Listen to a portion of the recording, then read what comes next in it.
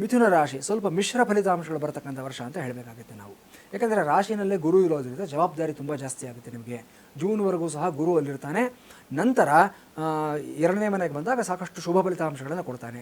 ಆದರೆ between October and June ಈ ಸಮಯದಲ್ಲಿ ಜವಾಬ್ದಾರಿಗಳು ಜಾಸ್ತಿ ಆಗ್ತಕ್ಕಂಥದ್ದು, ಪ್ರೆಷರ್ಸ್ ಜಾಸ್ತಿ ಆಗ್ತಕ್ಕಂಥದ್ದು, ಎಸ್ಪೆಷಲಿ ಮೀಡಿಯಾದಲ್ಲಿ ಕೆಲಸ ಮಾಡ್ತಕ್ಕಂಥವ್ರು, ಈ ಒಂದು ಎಕನಾಮಿಕ್ಸ್ನ ಆಧಾರ ಮಾಡ್ಕೊಂಡು ಕೆಲಸ ಮಾಡ್ತಕ್ಕಂಥವ್ರು, ಸ್ಟಾಕ್ಸ್ ಆ್ಯಂಡ್ ಶೇರ್ಸಲ್ಲಿ ವರ್ಕ್ ಮಾಡ್ತಾ ಇರ್ತಕ್ಕಂಥವ್ರು, ಮತ್ತು ಈ ಅಕೌಂಟೆನ್ಸಿ ಸ್ಟ್ಯಾಟಿಸ್ಟಿಕ್ಸ್ನ ಇಟ್ಕೊಂಡು ಕೆಲಸ ಮಾಡ್ತಕ್ಕಂಥವ್ರು, ಆಡಿಟರ್ಸು, ಇವರೆಲ್ಲರೂ ಅಷ್ಟೇ ತುಂಬ ಪ್ರೆಷರ್ ಜಾಸ್ತಿ ಆಗುತ್ತೆ ನಿಮಗೆ.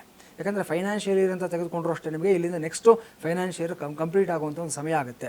ಜವಾಬ್ದಾರಿಗಳು, ಒತ್ತಡಗಳು ತುಂಬ ಜಾಸ್ತಿ ಆಗಿರುತ್ತೆ ನಿಮಗೆ ಈ ಸಮಯದಲ್ಲಿ. ಸೊ ಸ್ವಲ್ಪ ಎಚ್ಚರಿಕೆಯಿಂದ ಇರಬೇಕಾಗುತ್ತೆ. ನಿಮ್ಮ ಕೈಲಿ ಎಷ್ಟಾಗುತ್ತೋ ಅಷ್ಟನ್ನು ಮಾತ್ರ ಒಪ್ಕೊಳ್ಳಿ ಕೆಲಸಗಳನ್ನು. ಮಿತಿ ಮೀರಿ ನೀವು ಒಪ್ಕೊಂಡಿದ್ದಾದಲ್ಲಿ ಯಾರಿಗೂ ಸಹ ನೀವು ಒಂದು ಜಸ್ಟಿಸ್ನ ಮಾಡೋದಕ್ಕಾಗೋದಿಲ್ಲ. 10ನೇ ಮನೆ ಇರತಕ್ಕಂಥ ಶನಿ ಮಾತ್ರ ನಿಮಗೆ ಸಾಕಷ್ಟು ಒಳ್ಳೆಯ ಫಲಿತಾಂಶಗಳನ್ನು ಕೊಡ್ತಾನೆ ಅಂತ ಹೇಳ್ಬೋದು. ಕೆಲವೊಂದು ನಿಮ್ಮ ಮನಸ್ಸಿನಲ್ಲಿ ಒಂದು ಆತ್ಮಾವಲೋಕನವನ್ನು ಹುಟ್ಟಿಸ್ತಾನೆ ಶನೈಶ್ಚರ ಈ ಸಮಯದಲ್ಲಿ. ಅಂದರೆ ನಿಮ್ಮನ್ನು ನೀವೇ ಪ್ರಶ್ನೆ ಮಾಡ್ಕೊಳ್ತಕ್ಕಂಥದ್ದು, ನಿಮ್ಮನ್ನು ನೀವು ಎಲ್ಲಿ ತಿದ್ಕೋಬೇಕು, ನಾನು ಎಲ್ಲಿ ಸರಿ ಮಾಡ್ಕೋಬೇಕು ಅನ್ನೋ ಒಂದು ಇಂಟ್ರಾಸ್ಪೆಕ್ಷನ್ ನಿಮ್ಮಲ್ಲಿ ಈ ಸಮಯದಲ್ಲಿ ಹುಟ್ಟಾಕ್ತಾನೆ.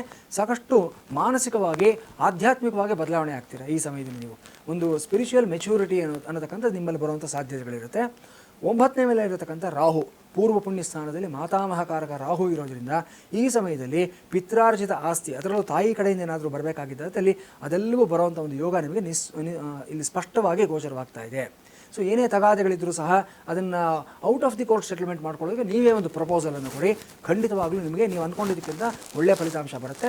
ಕೋರ್ಟ್ ಮೂಲಕನೇ ಸೆಟಲ್ ಮಾಡ್ತೀನಿ ಅಂತ ದಯವಿಟ್ಟು ಹೋಗಬೇಡಿ. ಇದು ಸಮಸ್ಯೆಗಳು ಜಾಸ್ತಿ ಆಗುತ್ತೆ. ಕೂತು ಮಾತನಾಡಿ ವ್ಯವಹರಿಸಿ ಸಮಸ್ಯೆಯನ್ನು ಬಗೆಹರಿಸಿಕೊಳ್ಳೋದಕ್ಕೆ ಪ್ರಯತ್ನ ಮಾಡಿ.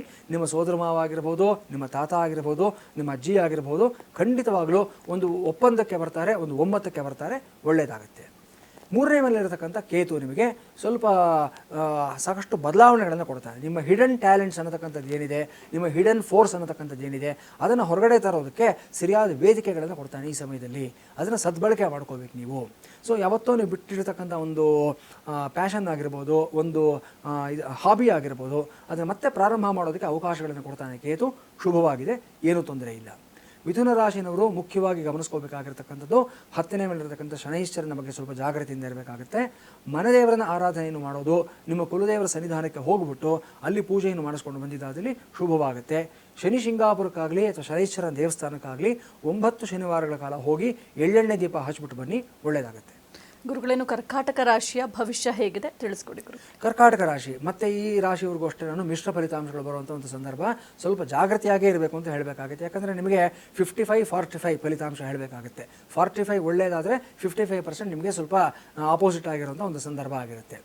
ನಿಮ್ಮ ರಾಶಿಯಿಂದ 12